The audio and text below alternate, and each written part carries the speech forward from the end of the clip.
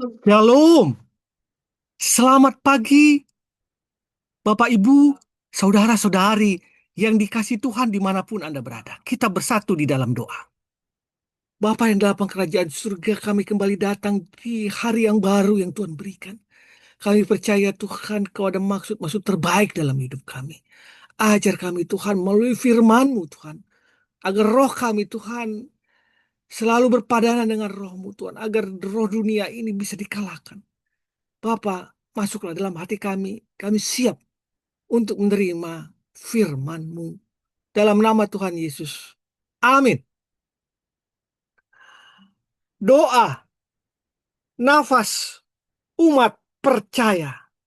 Landasan firman Tuhan diambil dari Matius 6 ayat 6.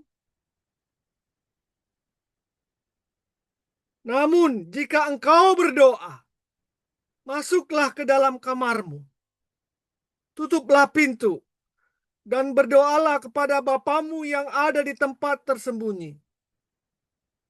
Maka Bapamu yang melihat yang tersembunyi akan membalasnya kepadamu. Kita buka lagi firman Tuhan dari Mazmur 139 ayat 4. Sebab sebelum lidahku mengeluarkan perkataan, sesungguhnya semuanya telah kau ketahui, ya Tuhan. Bapak Ibu, saudara-saudara yang dikasih Tuhan. Pertanyaan yang paling mendasar dalam kehidupan umat percaya adalah, mengapa kita harus berdoa?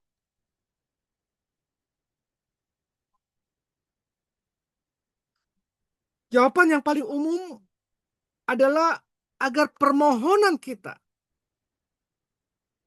akan kebutuhan hidup seperti berdoa agar sakit disembuhkan, permohonan agar kita diberi rezeki, permohonan agar studi kita berhasil dan pekerjaan kita sukses dan kita diberkati. Itu adalah benar. Tetapi Tuhan mau memberikan kepada kita satu esensi yang lebih mulia lagi daripada permohonan-permohonan pada waktu kita berdoa. Apa itu? Yaitu agar kita mengerti, memahami, dan menerima maksud Tuhan yang terjadi dalam hidup kita. Bapak Ibu, saudara-saudari yang dikasih Tuhan. Kalau Tuhan Maha Tahu, kalau Tuhan Maha Hadir, dan Dia ada di mana-mana, mengapa kita berdoa? Sebab sebelum menaikkan doa tadi di dalam Mazmur 139 ayat 4, sebelum lidahku mengeluarkan perkataan, sesungguhnya semuanya telah kau ketahui, ya Tuhan. Karena Tuhan adalah Allah yang Maha Tahu. Tuhan adalah Allah yang Maha Hadir. Seruan kita Bapak Ibu yang tertuju kepada Allah yang hidup, seperti saya katakan tadi, ialah untuk menaikkan doa bukan dari sudut perspektif kita, tapi sudut perspektif pemikiran Allah. Kita terbatas, tapi Allah tak terbatas. Agar pemikiran dan kehendak Allah yang terjadi dalam hidup kita itu bisa kita mengerti dan pahami.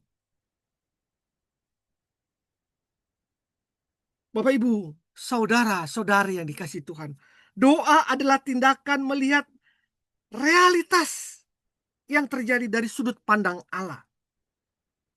Doa merupakan kualitas rohani yang harus terus kita asah dan bangun.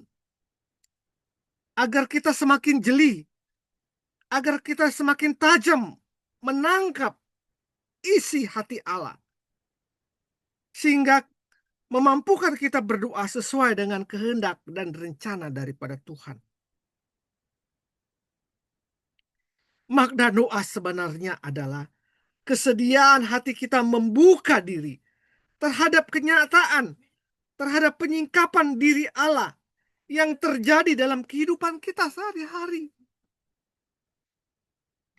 Bila sesuatu yang tidak bisa, yang kita harapkan tak terjadi, dan Tuhan memberikan sesuatu yang tidak sesuai dengan kehendak kita, kita berdoa agar kita bisa memahami hal itu, agar kita setia menjalani hal itu, karena kita tahu ada maksud Tuhan yang terbaik dari hal yang kita anggap jelek tersebut. Itulah agar kita dapat menangkap isi hati Tuhan. Berbeda dengan doa dengan sikap duniawi yang senantiasa menuntut Allah, memaksa Allah agar permohonan kita terpenuhi. Bapak, Ibu, saudara-saudara yang dikasihi Tuhan, inti dan hakikat utama dari seluruh doa kita bukanlah doa permohonan saja, tetapi yang lebih penting adalah agar terbangunnya relasi atau komunikasi dengan Allah dalam keakraban dan keintiman dengan Allah. Bukankah kita tadi baca di Matius 6 ayat 6? Yesus berkata, namun jika engkau berdoa, masuklah ke dalam kamarmu, tutuplah pintu, dan berdoalah kepada Bapamu yang di surga, yang ada di tempat tersembunyi. Maka Bapamu yang melihat yang tersembunyi akan membalasnya kepadamu. Doa dimaknai sebagai relasi, kasih, hubungan personal antara kita dengan Allah. Relasi kasih yang sangat personal itu dinyatakan dengan hubungan akrab antara Bapa dengan anak-anaknya dalam hubungan berdoa. Allah juga menyatakan bahwa hubungan doa kita adalah eksklusif. Doa bukan dipamerkan kepada publik atau berdoa di pinggir-pinggir jalan dalam bentuk suara-suara keras. Tapi doa adalah hubungan secara pribadi dengan Allah, eksklusif, hubungan personal yang paling intim, seperti hubungan suami istri.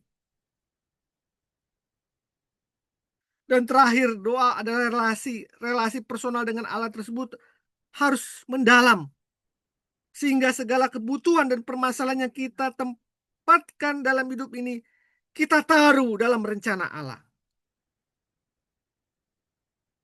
Jadi Bapak, Ibu, saudara-saudara yang dikasihi Tuhan, tujuan utama berdoa bukan hanya memohon apa yang kita inginkan, tetapi jauh daripada itu, perjumpaan personal kita dengan Allah. Kita berbincang-bincang dengan Allah, berkata-kata Allah, mengeluarkan isi hati kita kepada Allah, sambil menangis, sambil berbisik kepada Tuhan. Itu adalah hubungan relasi personal dengan Allah.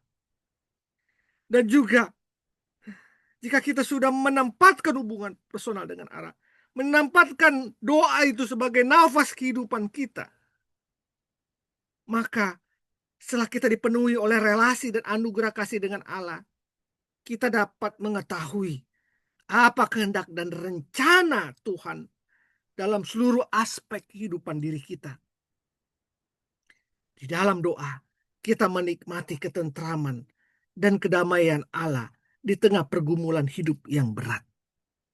Dan kita mampu berkata, terjadilah Tuhan, seturut dengan kehendak-Mu. Mari kita berdoa. Bapa yang dalam kerajaan surga, terima kasih Bapa. Pagi hari ini Tuhan, kami boleh mengerti bahwa berdoa kepadamu Tuhan bukan hanya meminta permohonan-permohonan kami dalam kehidupan di dunia yang fana ini, tapi jauh daripada itu Tuhan, agar kami boleh memahami apa yang terjadi dalam hidup kami, dan kami bergantung kepada Tuhan dan menyerahkan segala rencana-rencana kami ke dalam tangan-Mu. Buka hati kami agar kami memahami apa maksud-Mu dalam hidup kami. Ajar kami untuk semakin peka Tuhan, untuk menerima hal-hal yang tidak baik menurut kami, dan kami jalani bersama Tuhan. Karena kami sadar pada waktu kami menerima semuanya itu, memahami semuanya itu, maka kami akan memperoleh damai sejahtera yang daripada-Mu. Walaupun di tengah pergumulan hidup yang berat. Dalam nama Tuhan Yesus, mampukan kami Tuhan. Amin.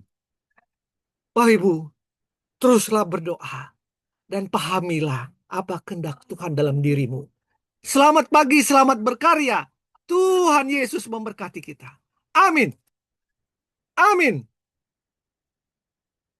Amin.